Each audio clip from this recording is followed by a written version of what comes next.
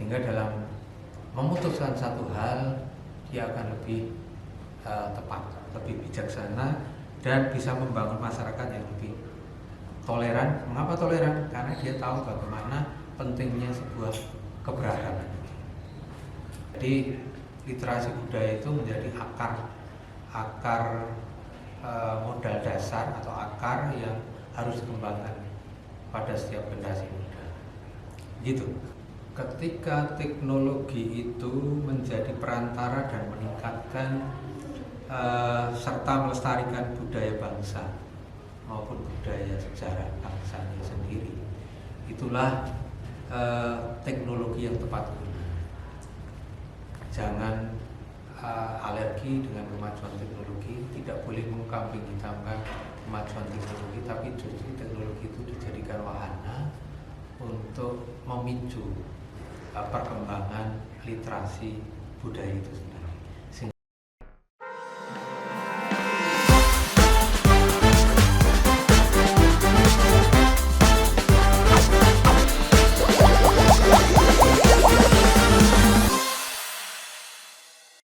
Assalamualaikum warahmatullahi wabarakatuh.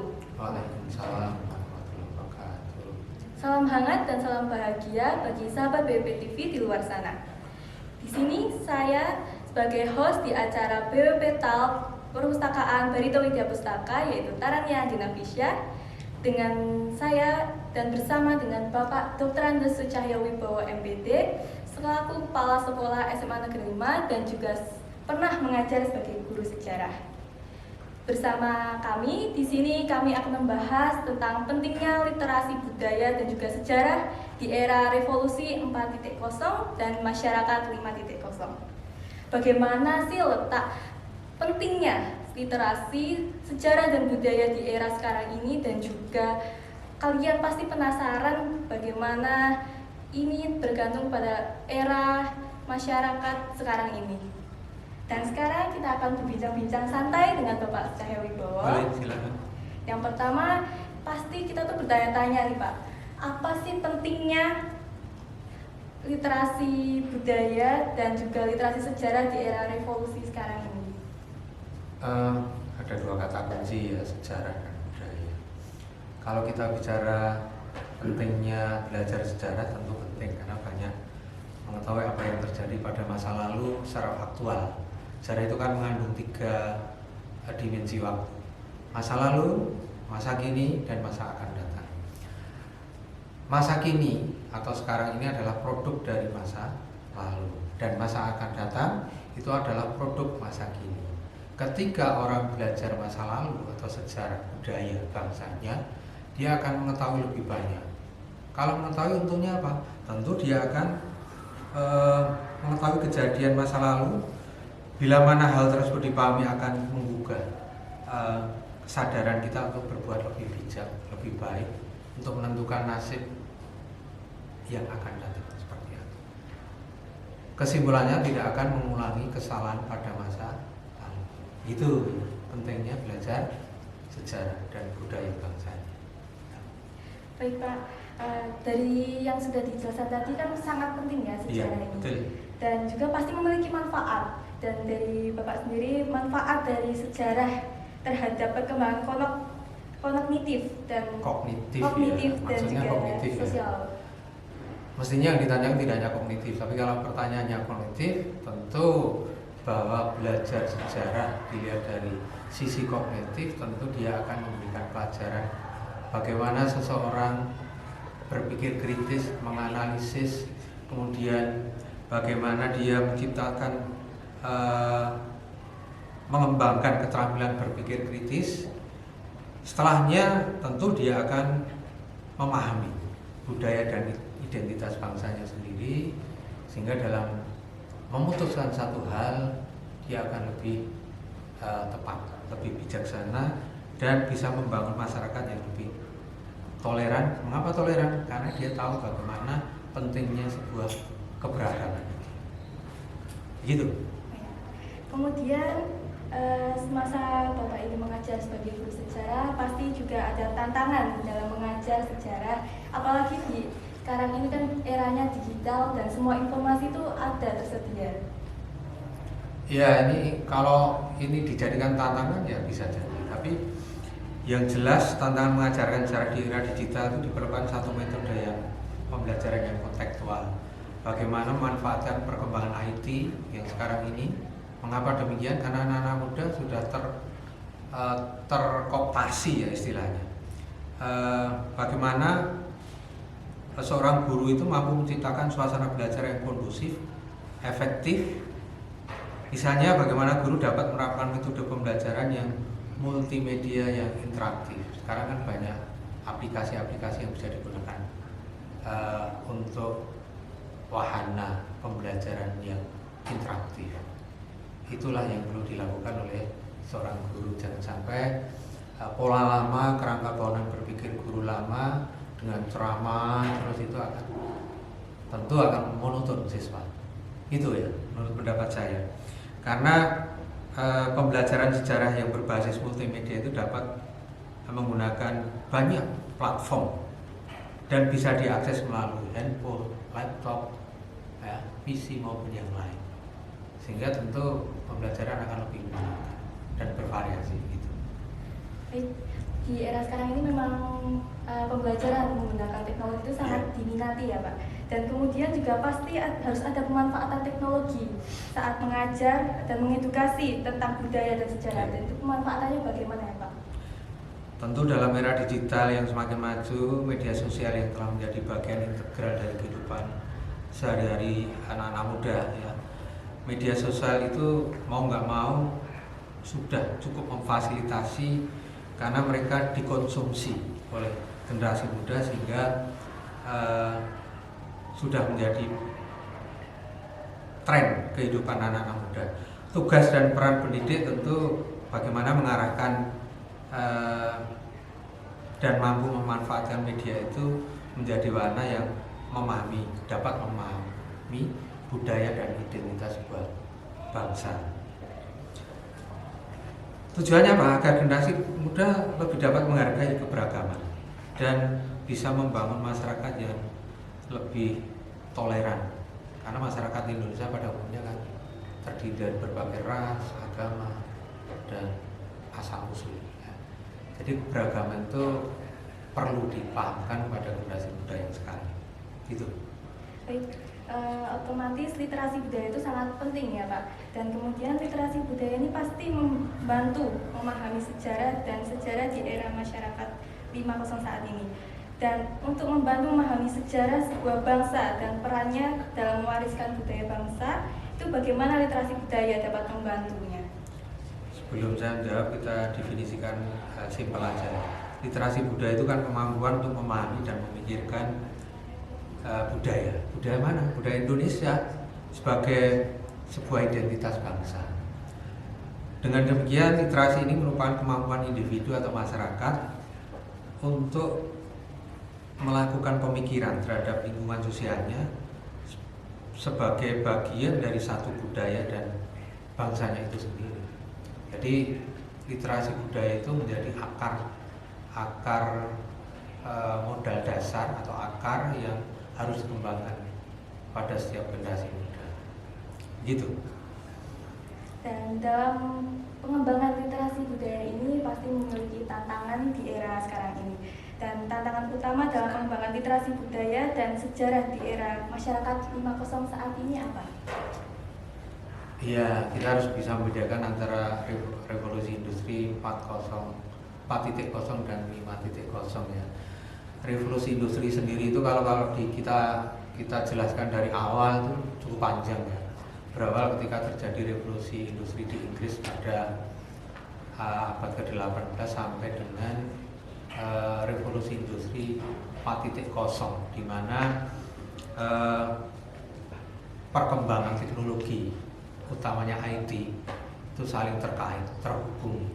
Tapi kalau 5.0 itu sudah akan mensinergikan antara kemampuan teknologi dengan manusia.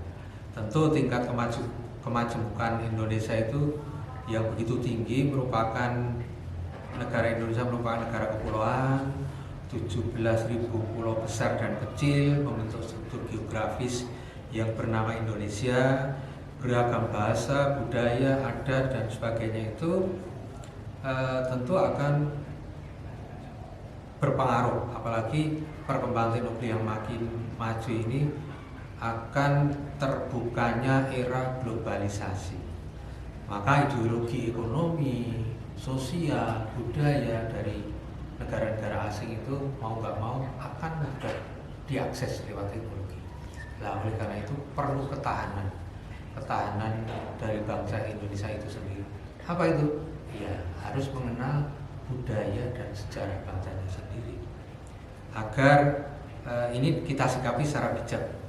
Pengaruh tersebut akan mempengaruhi stabilitas nasional kalau tidak kita antisipasi secara gitu. Kemudian bagaimana sih revolusi industri 4.0 ini mempengaruhi cara kita memahami dan juga mengakses literasi budaya dan sejarah? Revolusi industri 4.0 itu kan memungkinkan pelaku industri membiarkan komputer itu saling terhubung dan berkomunikasi satu sama lain. Dan akhirnya membuat keputusan tanpa campur tangan manusia.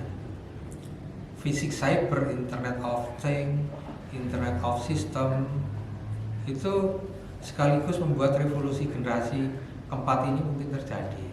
Itu definisi revolusi industri 4.0 ya. Tren tersebut telah mengubah pola pikir dan kehidupan manusia di berbagai bidang, termasuk generasi muda kita. Nah, bagaimana pentingnya penguatan literasi budaya itu dalam proses pembelajaran, proses internalisasi, sosialisasi, utamanya di kalangan generasi muda itu harus tetap intens kita lakukan. Agar apa? Agar mereka mengetahui sejarah bangsanya, bagaimana budayanya. Kalau sudah demikian, literasi budaya itu kan kunci untuk memahami dunia secara global. Ini kata UNICEF sendiri. Jadi begitu mendasar pentingnya sebuah literasi yang namanya literasi budaya. Itu menurut Pak Cahyo.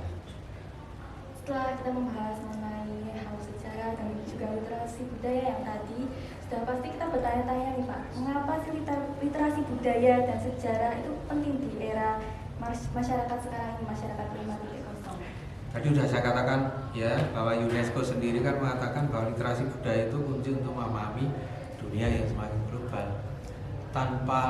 Tanpa literasi budaya, tanpa identitas diri sebagai sebuah warga bangsa, sebuah bangsa tertentu, tentu dia tidak akan mengenal apa itu jati dirinya. Sehingga kemampuan untuk memahami, menghargai budaya yang berbeda itu sangat tinggi. Kalau sudah demikian, bagaimana? Dia akan menghargai budaya yang berbeda. Kalau sudah menghargai budaya yang berbeda, bagaimana? Dia akan bisa hidup berdampingan dengan budaya orang lain, budaya bangsa lain.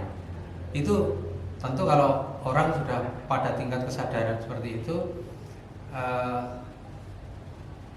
hidup dalam bermasyarakat, berbangsa-bangsa di dunia itu tentu akan harmonis. Itu menurut Pak Cahyo. Kemudian setelah kita ketahui bahwa literasi budaya dan sejarah itu kan sangat penting, otomatis pada saat era 4.0 itu masih terdapat kurang literasi budaya dan pasti ada akibatnya atau implikasinya. Dan implikasi dari kurangnya literasi budaya dan sejarah di era revolusi 4.0 ini apa?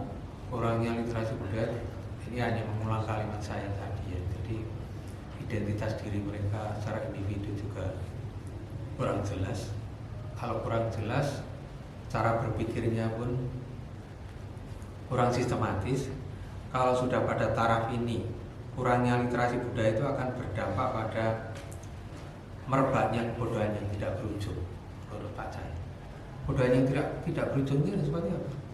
Ya kebodohannya akan berlarut-larut. Meluasnya kemiskinan. Kalau orang bodoh itu kan temannya miskin.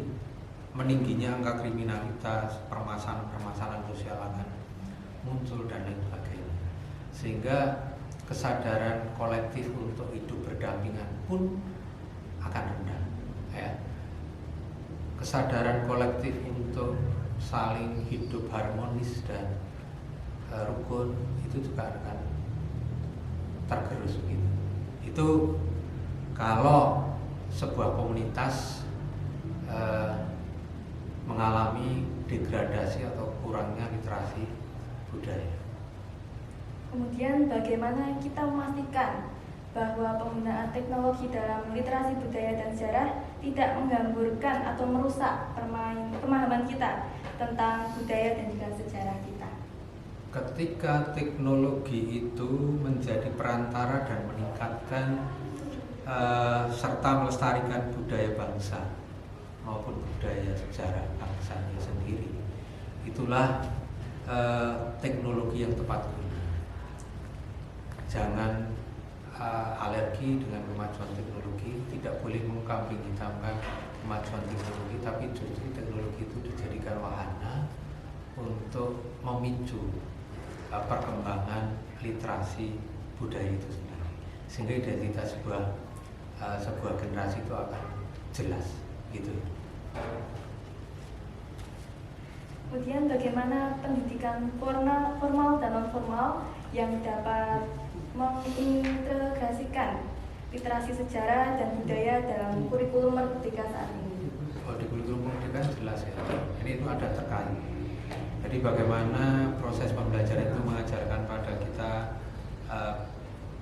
tanggung jawab, melatih bertanggung jawab, kesadaran multikultural, kemudian mengintegrasikan nilai-nilai yang ada itu menjadi sebuah kurikulum yang dapat membantu menjadikan pembelajaran yang lebih relevan atau kontekstual. Kemudian bagaimana mendidik, mendampingi anak itu agar dia tetap memiliki wawasan global, tidak hanya kebanggaan sempit saja. Kemudian dia tentu akan melawan rasisme atau melawan kesenjangan dan diskriminasi, membangun sikap empati, saling menghormati, sehingga lebih humanis. Itu adalah nilai-nilai yang bisa dikembangkan dalam kurikulum Merdeka yang sekarang ini baru kita lakukan. Baik, Bapak Jaya ini kan sudah menjadi guru sebagai guru sejarah, dan selama ini pasti bertemu dengan siswa-siswa dengan berbagai pribadian, dan otomatis pasti Bapak memiliki kesan selama menjadi guru dalam mengajarkan dan mengenalkan mengenai sejarah dan budaya kita kepada siswa. Ya, pertanyaannya apa? Bagaimana pengalaman yang paling mengesankannya? Iya, pengalaman paling mengesan jadi guru sejarah itu kan ketika kita berinteraksi dengan siswa, dengan rekan sejawat, kita bisa memberikan kontribusi yang positif bagi mereka. Syukur ketika ide-ide cemerlang yang kita miliki bisa kita tanamkan pada generasi muda. Di tengah-tengah siswa, alangkah baiknya seorang guru itu menjadi inspirator. Di tengah-tengah siswa, guru itu akan menjadi motivator. Itu kebanggaan tersendiri bagi seorang guru. Siswa bahagia dan betah di sekolah dalam melakukan aktivitas pengembangan diri, ekstrakurikuler, kokurikuler, intrakurikuler, itu bagian dari kepuasan saya atau kami sebagai seorang guru. Itu. Baik, setelah kita berbincang lama nih Pak tentang bagaimana sejarah dan juga literasi budaya dan juga sejarah, kita pasti juga ada harapan nih dari Bapak sendiri mungkin tentang bagaimana generasi muda ini untuk terhadap sejarah dan juga budaya dan warisan luhur untuk membekali kehidupan masa depan. Jika harapan Bapak terhadap generasi muda saat ini. Kebudayaan atau budaya itu kan hasil buah karya manusia, utamanya para pendahulu kita ya. Bahwa kebudayaan yang kita punya itu bisa jadi sumber kearifan lokal dari semua sektor. Pemahaman generasi muda akan sejarah bangsanya sendiri akan menggugah menjadi modal dasar melangkah ke depan yang lebih baik. Kalau orang sejarah mengatakan historia magistra vitae atau sejarah adalah guru kehidupan yang paling baik. Gitu ya. Baik, kita sudah berada di penghujung acara dan sekarang ini kita sudah mungkin setelah menonton video ini berbincang dengan Pak Cahyo, kita menjadi tahu tentang pentingnya bagaimana pentingnya literasi budaya dan juga sejarah, serta juga bagaimana kita memahami akibat dari kurangnya literasi tersebut dan juga apa juga pemanfaatannya untuk generasi muda saat ini di era teknologi yang sangat canggih. Terima kasih atas semuanya yang telah mendengar podcast saat ini. Saya sebagai host yaitu Taranya Andina Fisya bersama dengan Bapak Dr. Andes Cahyo Wibowo MPD. Terima kasih atas kesetiaan Anda pada siang hari ini. Semoga Anda menikmati pembahasan kami tentang seputar pentingnya literasi budaya dan juga sejarah di era revolusi 4.0 dan masyarakat 5.0. Jika menyukai podcast yang Anda dengar, jangan ragu untuk berlangganan podcast saat ini. Kami berharap kembali dengan episode baru yang lebih menarik dan sampai jumpa.